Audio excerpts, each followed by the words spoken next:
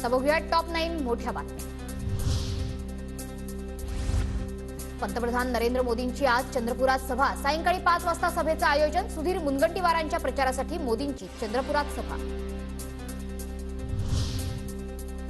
उत्तर प्रदेशचे मुख्यमंत्री योगी आदित्यनाथ आज भंडाऱ्यात। सुनील मेंढे यांच्या प्रचारार्थ योगींच्या सभेचं आयोजन। भंडाऱ्यातील दसरा मैदानात सभा पार पडणार।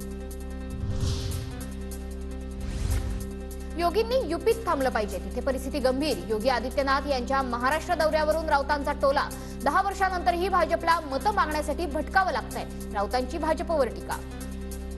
के बाद भी दर दर भटकना पड़ता है।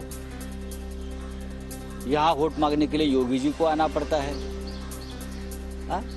योगी जी ने अपने राज्य में रुकना चाहिए।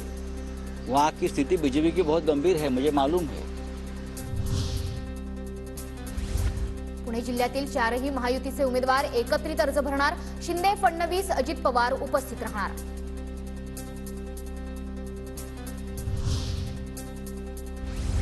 मावळ लोकसभा मतदारसंघात आज महायुतीची समन्वय बैठक। अजित पवार, चंद्रकांत पाटील, उदय सामंत यांच्या उपस्थितीत बैठकीचं आयोजन। बैठकीत प्रचाराच्या नियोजनावर चर्चा होणार। तिन्ही पक्षांच्या कार्यकर्त्यांना सोबत घेऊन काम करा। मतदान जास्तीत जास्त होण्यासाठी प्रयत्न करा। अजितदादांच्या बूथ यंत्रणेबाबत महायुतीच्या पदाधिकाऱ्यांना सूचना। अखिल भारतीय मराठा महासंघाचा राज्यात महायुतीला पाठिंबा जाहीर। उपमुख्यमंत्री अजित पवारांची पुण्यात भेट घेऊन पाठिंबा। मराठा महासंघाच्या पदाधिकाऱ्यांची माहिती।